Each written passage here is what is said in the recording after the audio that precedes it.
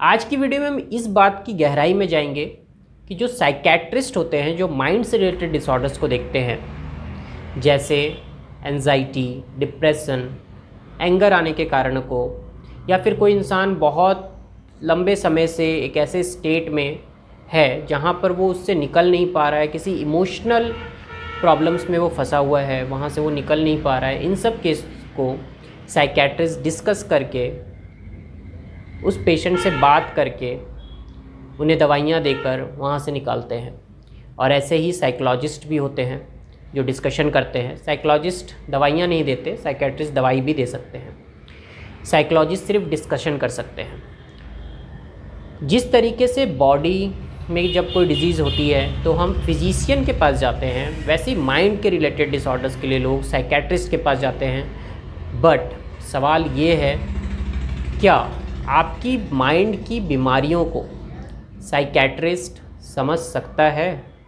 क्या वो उसे सॉल्व कर सकता है? क्या वो भी आपकी तरह एक इंसान नहीं है? कुछ बेसिक प्रॉब्लम्स होते हैं जो हर एक इंसान की लाइफ में, चाहे वो किसी भी पोस्ट पर हो सकता है जिस प्रॉब्लम से अभी आप गुजर रहे हो, आप तो उस साइकेट्रिस्ट के पास चले जा रहे हो, वही सेम प्रॉब्लम से वो साइकेट्रिस्ट खुद भी गुजर रहा हो। ये भी पॉसिबल है, क्योंकि जो बेसिक प्रॉब्लम है माइंड की वो सबके साथ है। तो आपके प्रॉब्लम का सॉल्यूशन एक साइकेट्रिस्ट नहीं दे सकता, या फिर ऐसे कहें कि बाहर का कोई भी इंसान आपकी प्रॉब्लम का सॉल्यूशन नहीं दे सकता, आपके माइंड के प्रॉब्लम का सॉल्यूशन पर्टिकुलरली नहीं दे सकता। इसे और डिटेल में समझते हैं। इमेजिन करिए कि आपने कोई ऐसी बात मन में बैठा ली है जिसका रियलिटी से दूर दूर तक कोई लेना देना नहीं। जैसे आपने सोच लिया है, आपका कोई एक बेटा है और आपने सोच लिया ये बड़ा होकर मेरा सहारा बनेगा, मुझे बुढ़ापे में खिलाएगा पिलाएगा, मेरा ध्यान रखेगा।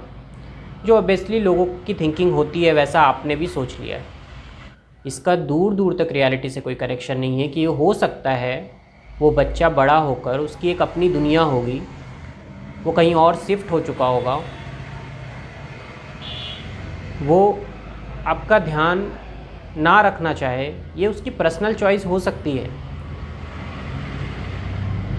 कॉन्स्टिट्यूशन जो हमारा संविधान है ये इसकी राइट देता है कि वो चाहे तो आपका ध्यान रखे, ना चाहे तो ना रखे। मैं इस बात से एग्री नहीं करता कि उसे नहीं रखना चाहिए या रखना चाहिए। मैं ये बोलना चाहता हूँ कि इसका रियलिटी से कोई लेना देना नहीं है। हो सकता है वो बच्चा संस्कारिक हो, उसकी इस तरीके से परवरिश हुई हो, इस तरीके से कंडीशनिंग हुई हो कि वो आपका ध्यान रखे, मगर इसका रियलिटी से कोई लेना देना नहीं है। मगर अगर आपने इस बात को बहुत ज़ोर से, बहुत टाइटली अपने माइंड में पकड़ा हुआ है और इससे विरुद्ध कुछ भी होगा तो आप डर जाएंगे। वो बच्चा जैसे ही बात करेगा आपको छोड़ के जाने की, आप डर जाएंगे। तो इसमें एक साइकोलॉजिस्ट या साइकेट्रिस्ट कर क्या सकता है? वो आपके इस थॉट को तो बाहर नहीं निकाल देगा। ये चीज़ आपको खुद समझना होगा। क्या ये रियलिटी पे बेस्ड थिंकिंग है आपकी? क्या ये जो चीज़ों में हम फंस रहे हैं, जो थॉट्स के इतने सारे बैरियर्स हमने बना लिए हैं, जो लोगों को आपने देखा होगा अपनी उंगलियों में इतने सारे अंगूठियाँ, अपने हाथ में इतने सारे धागे वगैरह बांध के रखते हैं, इतने ताबीज, ये सब। तो इतनी सारी चीज़ों में जो ये लोग फंस रहे हैं, क्या इसका बेस है कुछ? क्या ये रियलिटी से कनेक्टेड है? अगर इतने सारे प्रॉब्लम के इतने इजी सॉल्यूशंस होते, ये माइंड की जो प्रॉब्लम्स है इसके इतने इजी सॉल्यूशंस हैं जो लोग आपको देते हैं, अगर ये इतना इजी होता तो इतने सारे समस्याएं क्यों हैं समाज में? क्यों लोग इतने ज़्यादा इमोशनली प्रॉब्लम में हैं? क्योंकि माइंड की प्रॉब्लम आपको खुद सॉल्व करनी होगी।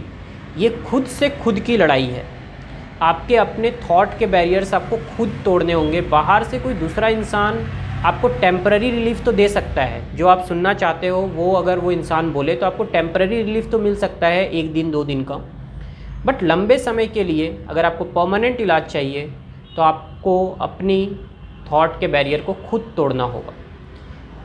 यही थॉट्स जो हमारे माइंड में घूमते रहते हैं, क्योंकि बाहर जो भी आपके सराउंडिंग में हैं, जो भी लोग हैं, वो आपको उसी तरह की बातें कह रहे हैं जिस तरह की चीज़ें आप सोच रहे हैं, तो वो और मजबूत होता जाता है। जो आपकी रॉन्ग थॉट्स हैं, जो अभी रॉन्ग धारणाएं हैं, गलत धारणाएं हैं, वो और मजबूत होती चली जाती है, क्योंकि बाहर के लोग भी आपको वही बोल रहे होते हैं।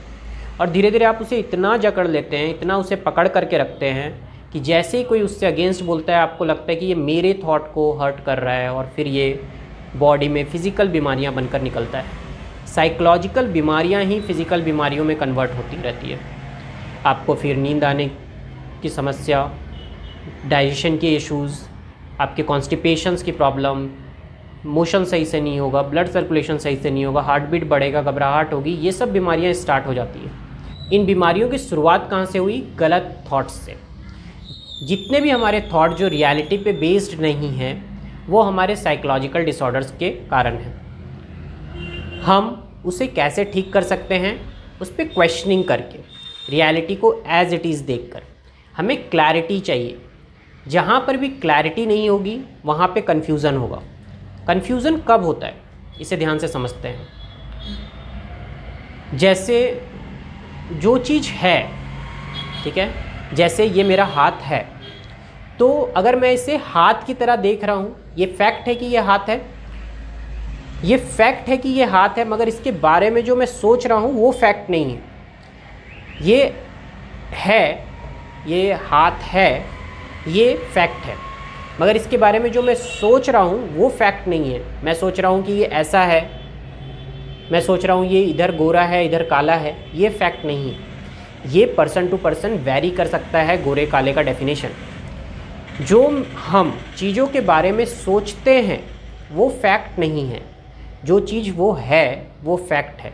और अगर फैक्ट को फैक्ट की तरह हम देख रहे हैं, एज इट इज़ देख रहे हैं, फैक्ट देख रहे हैं, तो कन्फ्यूज़न नहीं होता। कन्फ्यूज़न तभी अराइज होता है कि जब फैक्ट के बारे में आप कुछ जजमेंट कर रहे हैं, कुछ ओपिनियन बना रहे हैं, कुछ फैक्ट से अलग सोच रहे हैं, तब आपको कन्फ्यूज़न होगा। जैसे नीम को खाने से तीता लगेगा, ये फैक्ट है, मगर आप नीम को ये सोच के खा रहे हैं कि ये बाबा ने मुझे दिया है और ये मीठा लगेगा मुझे, तब आपको कन्फ्यूज़न होगा। कन्फ्यूज़न की शुरुआत ही होती है रॉन्ग थिंकिंग से। मतलब रॉन्ग कहने का सेंस यहाँ पर इन रियल थिंकिंग से, जो रियल नहीं है।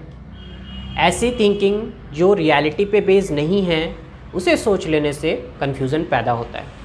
तो उम्मीद करता हूँ आपको इस वीडियो से ये समझ में आया होगा कि अनरियल, जो इनरियलिस्टिक थिंकिंग्स है, वो किस तरीके से हमें हमारे माइंड में साइकोलॉजिकल डिसऑर्डर्स पैदा करते हैं, और ये साइकोलॉजिकल डिसऑर्डर फिज़िकल डिसऑर्डर्स में बदलते हैं। इसका सॉल्यूशन हमें कोई साइकेट्रिस्ट, साइकोलॉजिस्ट परमानेंट सॉल्यूशन नहीं दे सकता।